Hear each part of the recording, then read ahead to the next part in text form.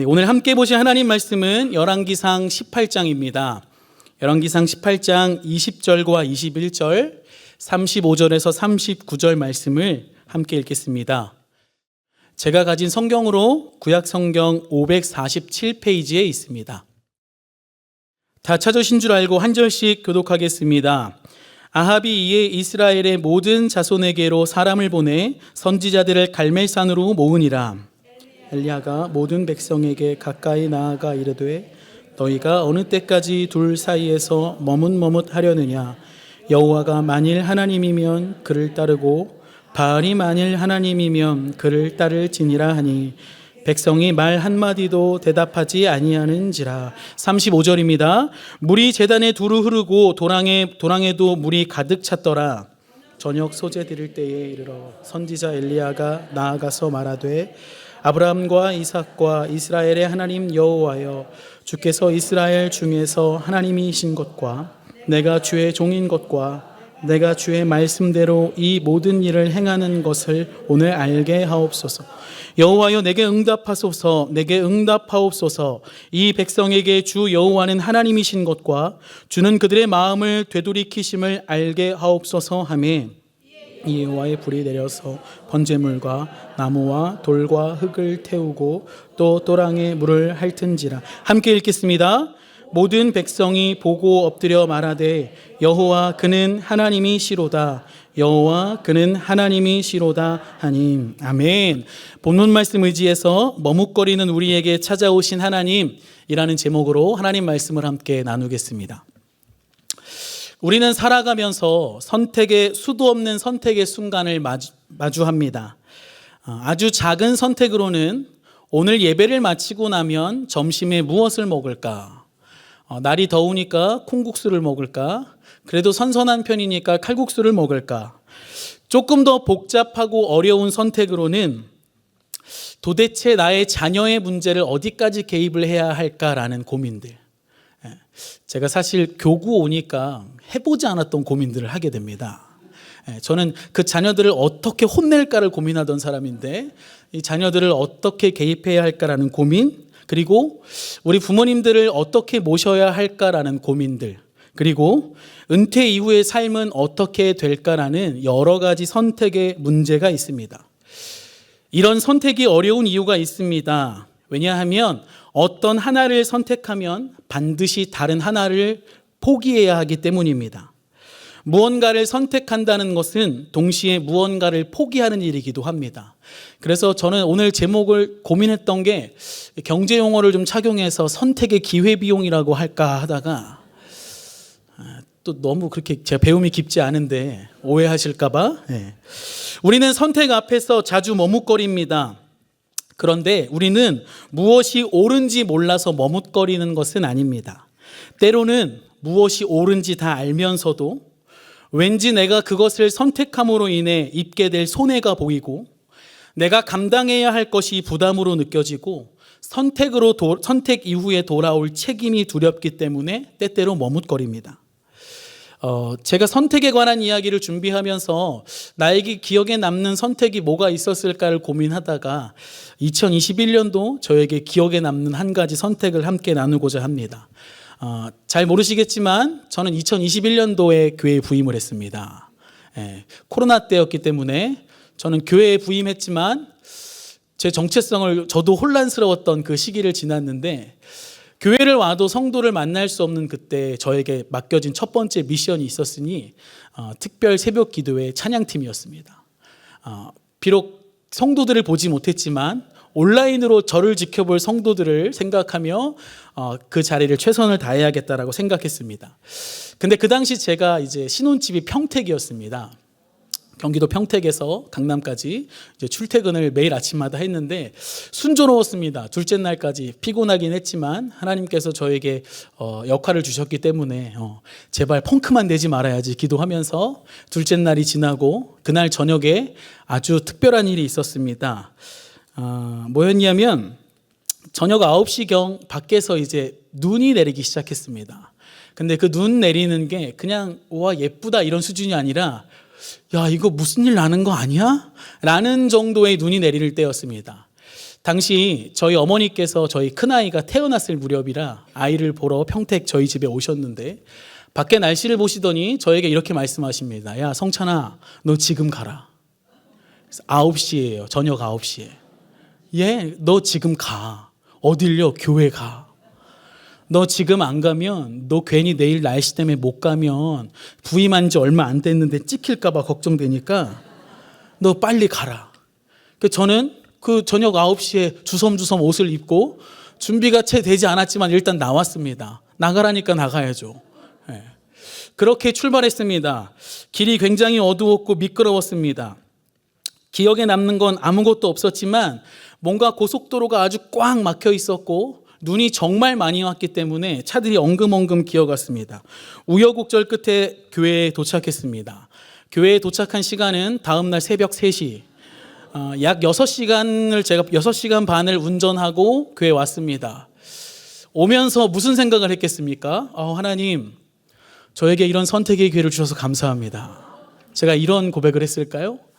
입이 이만큼 나오고 추운데 처음 왔으니까 히터는 어디서 틀어야 되는지 모르고 할 수 없어서 차에 갔다가 본당 지하에 들어갔다가 왔다 갔다 혼란스러울 시기를 겪고 있었는데 그 혼란스러운 일을 저 혼자 감당하지 않고 한 사람이 더 와 있었습니다. 그 사람은 그날 강사 목사님이셨습니다. 그러니까 늦으면 안 되는 사람들만 목숨 걸고 왔습니다. 제가 그 당시에 그때 저의 선택을 이렇게 말하고 싶습니다. 눈보라가 왔지만 뚫고 믿음으로 왔습니다. 그런데 사실 그렇지 않았습니다. 저는 사실 속으로 수만 가지의 생각을 하며 계산하고 있었습니다. 지금 가야 하나? 가다가 사고가 났다고 해야 하나? 너무 위험한데 괜찮을까? 마지막엔 이런 생각까지 들더라고요. 못 가도 괜찮지 않을까? 이 정도 눈이면. 실제로 함께 오기로 했던 전도사님은 오지 못했습니다. 이렇게까지 교회를 가야 하나? 제 안에 믿음의 결단이었다기보단 저는 여전히 그 안에 머뭇거림이 많았습니다. 솔직히 말하면 저의 선택이 아니라 어머니의 그 등 떠미는 그 손길이 아직도, 저는 그래서 종종 어머니께 말씀드립니다. 눈 오는 날은 제발 그러지 마세요. 우리의 신앙도 그럴 때가 있습니다. 하나님이 옳다는 것을 모르는 것이 아닙니다. 하나님을 믿지 않는 것도 아닙니다. 하나님이 나를 인도하심을 우리는 고백합니다. 그런데 막상 우리의 삶에 선택의 문제가 다가오면 하나님을 선택하면 왠지 내가 볼 손해가 아깝고 하나님을 신뢰하면 왠지 내가 붙들고 있던 것들을 내려놓아야 할 것 같고 하나님께 순종하면 내가 그동안 세워왔던 모든 계획이 흔들릴 것 같은 그 상태, 오늘 본문에 나타난 이스라엘 백성의 상태가 바로 그런 상태였습니다. 이들은 하나님을 몰랐던 사람들이 아닙니다. 그러나 이들은 바알과 하나님 사이에서 무엇도 선택하지 못하고 머뭇거립니다. 오늘 우리는 말씀을 통하여 왜 이스라엘 백성은 그렇게 머뭇거렸을까? 그리고 그런 이스라엘 백성을 하나님은 어떻게 인도하시는가? 말씀을 통해 알아가기를 소망합니다. 제가 다 설명하지 않아도 오늘 본문에 나오는 이야기는 갈멜산에서 일어났던 바알을 섬기는 450명의 선지자, 그리고 아세라의 선지자 400명과 엘리야 한 사람의 대결이라고 할 수 있습니다. 그 가운데 모여있는 모든 무리를 향해 엘리야가 외칩니다. 너희가 어느 때까지 둘 사이에서 머뭇머뭇하려느냐? 여호와가 만일 하나님이면 그를 따르고 바알이 만일 하나님이면 그를 따를지니라. 뭔가 당차고 결단하기를 촉구하는 내용이지만 백성들은 쉽게 대답하지 못합니다. 왜였을까? 첫 번째, 그들의 머뭇거림은 두려움 때문이었을 것입니다. 엘리야 선지자가 활동했던 그 당시 이스라엘의 왕은 아합 왕이었습니다. 아합에 대해 성경은 이렇게 기록합니다. 열왕기상 16장 30절에서 33절까지의 말씀 함께 읽어보겠습니다. 시작. 오므리의 아들 아합이 그의 이전에 모든 사람보다 여호와 보시기에 악을 더욱 행하여 느밧의 아들 여로보암의 죄를 따라 행하는 것을 오히려 가볍게 여기며 시돈 사람의 왕 엣바알의 딸 이세벨을 아내로 삼고 가서 바알을 섬겨 예배하고 사마리아에 건축한 바알의 신전 안에 바알을 위하여 제단을 쌓으며 또 아세라 상을 만들었으니 그는 그 이전에 이스라엘의 모든 왕보다 심히 이스라엘 하나님 여호와를 노하시게 하였더라. 아멘. 아합의 아버지였던 사람은 오므리입니다.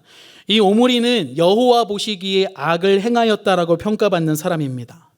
그런데 오므리의 아들이었던 아합은 그 이전 사람 모든 사람보다 더욱 악한 자라는 평가를 받습니다. 심지어는 악의 기준이었던 여로보암의 죄를 따라 행하는 것을 오히려 가볍게 여겼다라고 말합니다. 거기서 끝나지 않습니다. 엣바알의 딸 이세벨을 자기의 아내로 삼습니다. 이세벨이 누구냐? 굉장히 악랄한 여자. 이세벨은 아세라상을 섬기는 아세라 우상을 섬기는데 열심이었던 자들입니다. 그러니까 당시에 이스라엘의 왕이었던 아합은 바알 숭배를 국가적으로 확산시켰고 여호와를 섬기는 제사장들을 죽였습니다. 그러니 백성들이 하나님 편에 선다는 것은, 하나님을 선택한다는 것은 단순히 개인의 신앙의 고백이 차원이 아니라 왕과 왕비의 반대편에 서는 일, 다시 말하면 사회적인 불이익과 고립을 감수해야만 하는 일이었습니다. 더 나아가 생명의 위협을 당할 수밖에 없는 일이었습니다. 그러니 이 이스라엘 백성이 느꼈을 두려움을 생각해 보면 이들이 이래서 머뭇거렸겠구나를 우리가 유추할 수 있는 것입니다.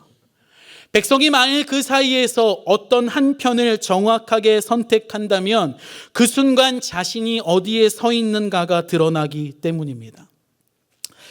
우리도 마찬가지입니다. 아닌데 난 머뭇거리지 않는데 라고 생각하실지 모르겠으나 우리 또한 하나님을 모르는 것이 아닙니다. 하나님이 옳다는 것을 알고 말씀대로 살아야 한다는 것을 압니다.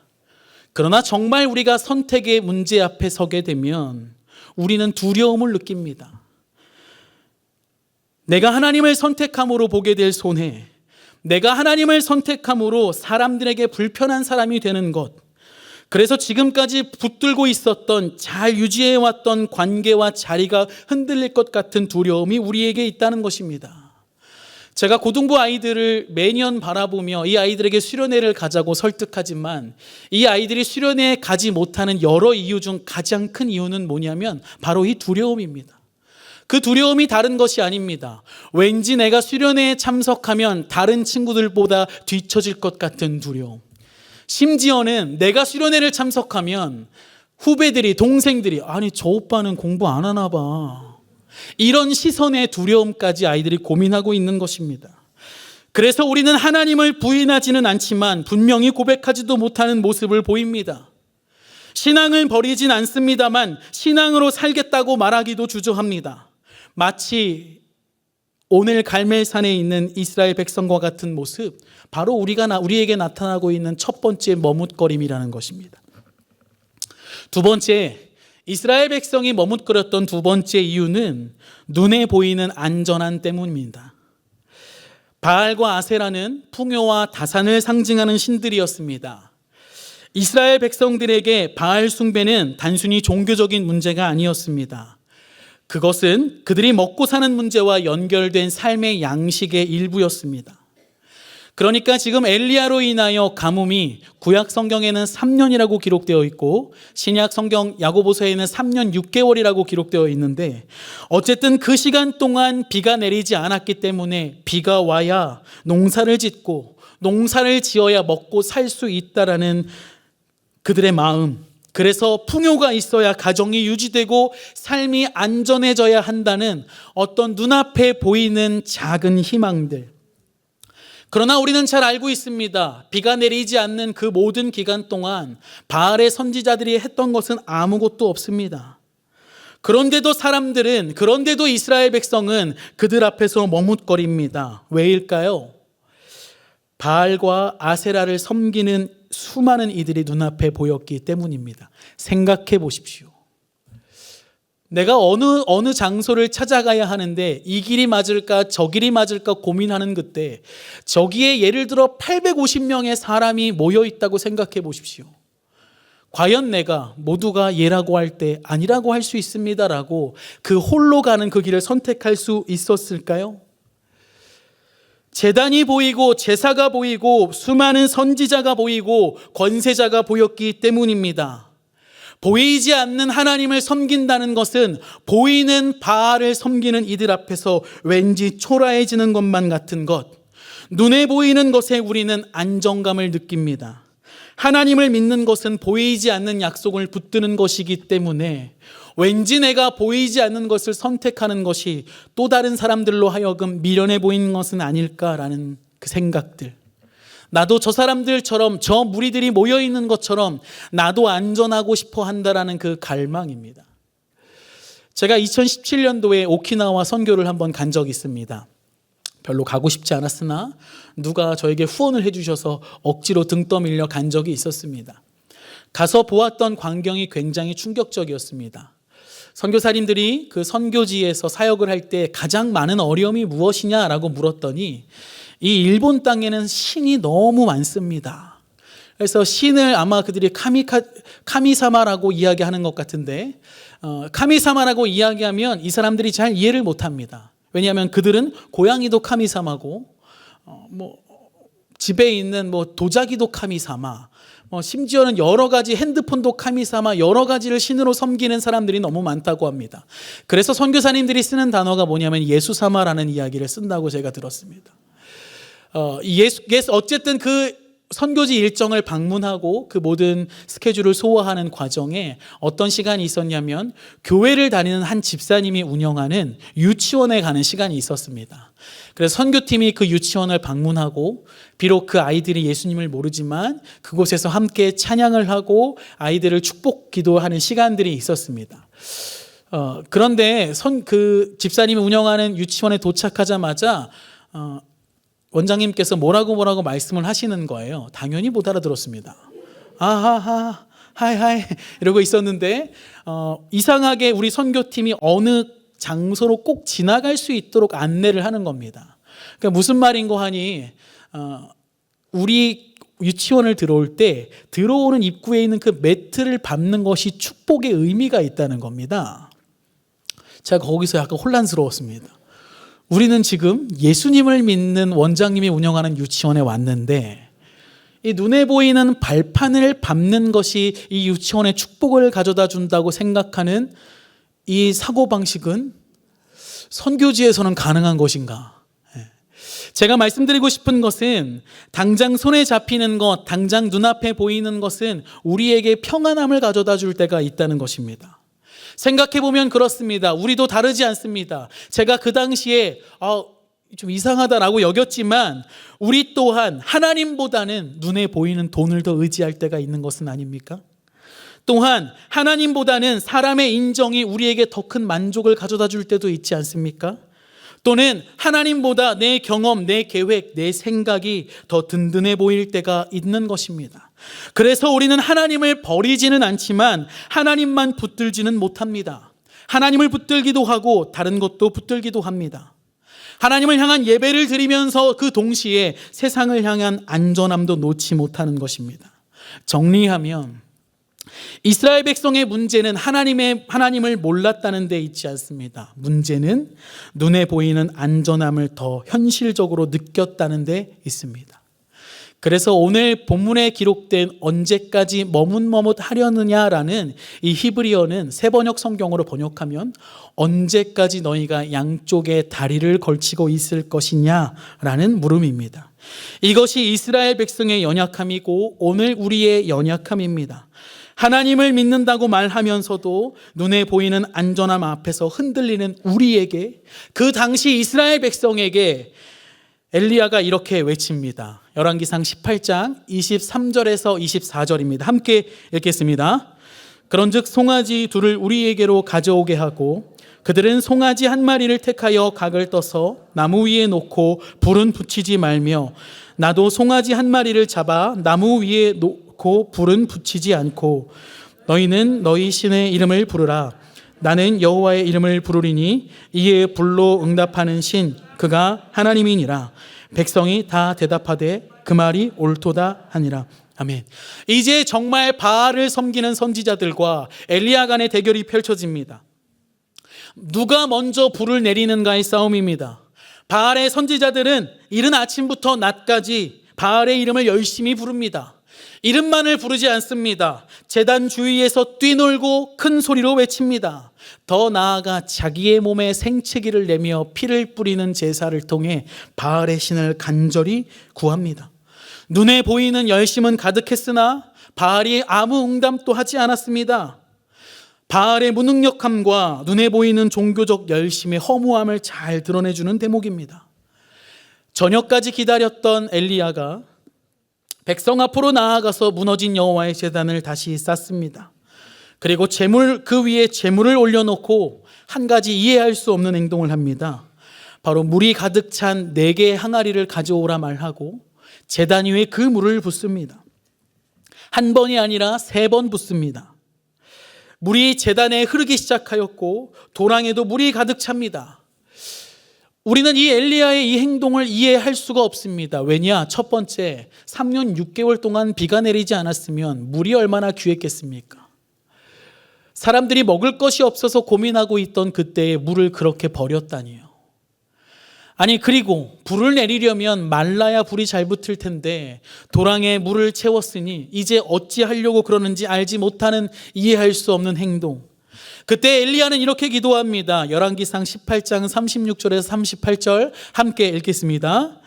저녁 소지에 드릴 때에 이르러 선지자 엘리야가 나아가서 말하되 아브라함과 이삭과 이스라엘의 하나님 여호와여, 주께서 이스라엘 중에서 하나님이신 것과 내가 주의 종인 것과 내가 주의 말씀대로 이 모든 일을 행하는 것을 오늘 알게 하옵소서. 여호와여, 내게 응답하옵소서. 내게 응답하옵소서. 이 백성에게 주 여호와는 하나님이신 것과 주는 그들의 마음을 되돌이키심을 알게 하옵소서 하매 이에 여호와의 불이 내려서 번제물과 나무와 돌과 흙을 태우고 또 도랑에 물을 핥은지라. 아멘. 엘리야가 기도하는 그 순간 하늘에서 하나님의 불이 임하였고 마침내 그곳에 서 있던 450명, 400명, 850명의 이방신의 선지자들이 무력하게 되고 하나님의 임재를 강력히 경험하는 순간이었습니다. 엘리야의 간구는 그저 놀라운 기적을 만들기 위한 승리의 주문이 아니었습니다. 또는 자기의 어떤 자랑을 위한, 승리를 위한 간구가 아니었습니다. 엘리야는 4가지를 구체적으로 기도합니다. 첫 번째, 여호와께서 이스라엘 중에 하나님이신 것과, 두 번째, 내가 주의 종인 것과, 세 번째, 내가 주의 말씀대로 이 모든 것을 행하는 것, 네 번째, 그들의 마음을 되돌이키심을 알게 하옵소서. 그러니까 눈앞에 보였던 종교적 열심으로 가득했던 바알 선지자들의 그 행위, 그 이름을 부르고 큰 소리를 띠며 놀고 또는 생채기를 내며 피를 뿌리는 그 모든 것들이 아무 의미가 없는 행동임과 동시에 하나님 백성이 하나님으로 말미암는 회복의 임재를 갈망하며 간구하는 회복의 간구였습니다. 그렇기에 아예 불이 붙어버리지 않을 것 같은 상황을 만들었음에도 하나님의 불은 그곳에 임하였습니다. 번제물과 나무와 흙과 돌까지 태워버렸고 도랑에 있는 모든 물을 다 마르게 하였다는 것입니다. 사랑하는 성도 여러분, 하나님께서 역사하시는 방법은 때때로 우리의 생각과 지혜를 넘어설 때가 있습니다. 도저히 불이 붙지 않을 것 같은 그곳에도 하나님이 원하시면, 하나님이 임재하시면 불이 임하고 모든 것을 태워버릴 수 있다는 것입니다.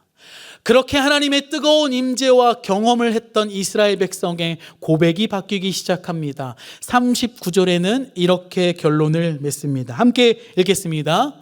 모든 백성이 보고 엎드려 말하되 여호와 그는 하나님이시로다. 여호와 그는 하나님이시로다. 아멘. 아멘. 처음 엘리야 선지자의 외침 앞에 아무 대답도 하지 못하였고 머뭇머뭇거렸던 이스라엘 백성의 고백이 바뀌었습니다. 여호와 그는 하나님이시로다. 여호와 그는 하나님이시로다. 이전에 엘리야의 외침 앞에서 백성들이 머뭇거렸던 이유는 다시 말씀드리지만 하나님을 몰랐기 때문이 아닙니다. 두려웠기 때문입니다. 안전하고 싶었기 때문입니다. 우리가 이 말씀을 들으면 이렇게 결단을 할 수 있습니다. 아, 그렇습니다. 여전히 하나님과 세상 사이에서 또는 하나님과 그 무엇 사이에서 머뭇거리는 나의 연약함은 어떤 것인가? 무엇이 나로 하여금 머뭇거리게 할 것인가? 나의 두려움과 안전마저도 하나님께 맡기는 담대함이 내 안에 있어야겠다. 하나님, 오늘 저에게 하늘의 불을 내리셔서 하나님의 강력한 임재를 경험하게 하셔서 나도 하나님 머뭇거리지 아니하고 하나님을 선택하는 믿음의 사람이 되기를 소망합니다 라는 결론은 우리 고등부 수준에서 머무는 결론입니다. 왜냐하면 그런 의지조차 없는 친구들이기 때문에 우리의 의지를 다지는 것이 필요합니다. 여러분, 그런데 제가 다시 여러분께 묻겠습니다. 우리가 기적을 못 보아서 머뭇거리는 것은 아닙니다. 구원받을 수 없는 내가 구원받음으로 이미 충분한 기적을 경험하였음에도 우리는 머뭇거립니다. 눈빛이 저만 머뭇거리는 사람처럼 아닌데, 난 아닌데. 우리가 의지가 부족해서 머뭇거리는 것은 아닙니다. 잘 생각해 보십시오. 우리는 매번 우리의 마음과 생각을 하나님께 드리고 뜻을 하나님께 정하기로 다짐합니다. 그러나 우리는 늘 선택의 순간 앞에 서면 왠지 그 하나님을 향한 마음은 식어집니다. 오늘 제가 이렇게 말씀을 전한다고 하여 우리의 삶이 당장에 변할 거라고 생각하지 않습니다. 이 문을 열고 나가고 점심 식탁 앞에 앉으면 우리는 모든 의지를 다 삼켜버립니다. 그렇다면 우리에게 경험이 없거나 능력이 없어서 또는 의지가 부족해서 머뭇거림이 아니라는 결론이 나옵니다. 아니, 목사님, 그럼 도대체 어쩌라고 저에게? 그래서 우리가 먼저 해야 할 것은 첫 번째, 하나님과 그 무엇 사이에서 언제든 머뭇거릴 수밖에 없는 나의 연약함을 인정하는 것입니다. 사랑하는 성도 여러분, 우리는 엘리야가 되기를 꿈꾸지만 저는 엘리야가 아닙니다. 엘리야와는 너무나도 거리가 멉니다. 저는 모든 사람들에게 담대히 외치며 여러분 하나님을 선택하십시오라고 좋게 포장되어 있지만 막상 나의 삶 가운데 선택의 기로 앞에 서면 나는 그냥 그 앞에 서 있는 수많은 백성 중 하나에 불과하다는 것입니다. 엘리야가 되기 이전에 예배당 안에서 뜨겁지만 현실의 앞에 서면 다시 두려워지는 나, 말씀 앞에서는 담대하게 외치지만 다시 삶의 자리로 돌아가면 언제 그랬냐는 듯 또다시 무기력함으로 또다시 계산을 하고 있는 나, 내 안에 믿음의 불을 붙이려고 해도 이미 흥건한 물로 인해 더 이상 어떤 불도 붙일 수 없을 것 같은 식어진 모습이 바로 우리의 모습이라는 것입니다. 그러나 우리가 이 시간 바라보고 주목해야 할 것은 하나님의 은혜입니다. 무슨 말이냐? 하나님은 그 불가능한 자리에 하나님의 불을 내리셨습니다. 이 불이 붙은 이유는 엘리야의 결연한 의지 때문이 아니었습니다. 엘리야의 능력 때문이 아니었습니다. 엘리야의 뜨거웠던 마음의 다짐이 아니었습니다. 전적인 하나님의 임재였습니다. 사랑하는 성도 여러분, 갈멜산에서 하나님은 하나님의 불로 젖어있는 도랑을 마르게 하는 방법으로 하나님 자신을 나타내셨습니다.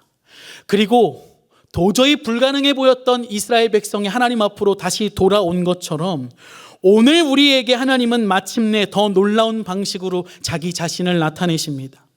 능력의 하나님께서 인간의 몸을 입고 겸손히 이 땅에 오신 것, 소망 없는 우리의 삶에 찾아오셔서 우리를 위해 그 아들 예수 그리스도를 내어주셨다는 것, 하나님이 오늘 우리 가운데 보여주신 임재와 하나님의 동행의 상징입니다. 여전히 하나님을 선택하지 못하고 늘 머뭇거리고 계산하고 흔들리는 우리를 구원하시기 위해 우리 주 예수께서 친히 우리에게 찾아오셨다는 것입니다. 그러므로 그래서 우리의 머뭇거림을 이길 힘은 더 강한 나의 다짐이 아닙니다. 더 뜨거운 결단도 아닙니다. 우리를 찾아오신 하나님의 은혜를 더욱 깊이 깨닫는 것이며 예수 그리스도 안에서 우리를 붙드시는 하나님의 그 은혜와 사랑의 풍성함을 누리는 것입니다. 한 가지 말씀을 마치려고 합니다. 제 왼쪽 무릎에 이만한 사이즈의 무릎에 멍이 들었습니다. 지난주 서재에서 설교를 준비하고 있는데 아이들이 자는 쪽에서 쿵 소리가 났습니다. 아이가 자다가 침대에서 떨어졌습니다. 근데 저희 집이 2층 침대인데 그런 일은 없었습니다. 예. 벌써 2층 침대인데 소리가 마치 2층에서 떨어진 소리가 났습니다. 너무 크게 나서 듣자마자 하던 걸 팽개치고 막 달려가다가 무릎을 상에 팍 박았는데 그런 경험이 있으실지 모르겠습니다. 뼈를 부딪히면 전신에 이 울림이 나고 제가 그 방 앞에서 엎어져서 제 아내에게 도움을 아주 우스운 모양이었습니다. 제가 무슨 말씀을 드리고 싶으냐, 우리의 머뭇거림을 이겨낼 수 있는 한 가지 방법을 저는 그때 깨달았습니다. 사랑하면 머뭇거리지 않습니다. 그 대상을 걱정하고 아끼는 마음이 있으면 머뭇거리지 않습니다. 제가 그 앞에서 무릎을 잡고 일어설 수도 없지만 몸을 움직이며 제 아내한테 괜찮아, 누구야? 라고 외쳤던 것처럼 의지가 강해서 이겨낼 수 있는 것이 아니라 그 대상을 진실로 사랑하고 깊이 사랑하면 우리에게 머뭇거리는 시간 정도는 존재하지 않을 수 있는 것입니다. 그러므로 사랑하는 성도 여러분, 오늘 우리의 소망은 나의 결단에 있지 않습니다. 우리의 소망은 머뭇거리는 우리에게 찾아오신 하나님께 있습니다. 하나님의 그 사랑이, 하나님의 그 은혜가 우리의 두려움을 이기게 합니다. 하나님의 그 풍성하심이 우리의 눈앞의 안전함보다 하나님을 더욱 신뢰하게 합니다. 그러므로 여러분, 내가 이겨내야지, 다짐해야지, 선택해야지, 결단이 헛되다는 것은 아니지만 그 마음 이전에 하나님의 은혜를 풍성히 누리기를 소망합니다. 우리가 밟고 살아가는 모든 땅과 그 걸음이 하나님의 풍성한 임재로 말미암아 고민하지만 항상 결국 하나님을 선택하는 백성, 그렇게 하나님 앞에 살아가다가 주님 우리를 부르시는 그날에 하나님, 내가 이 땅을 살아가다가 하나님 부름 앞에 나왔습니다. 내가 늘 고민하며 계산하였지만 결국 하나님이 진리되심을 알았습니다. 오늘 백성이 고백하였던 그 마지막 고백, 여호와 그는 하나님이시로다, 여호와 그는 하나님이시로다.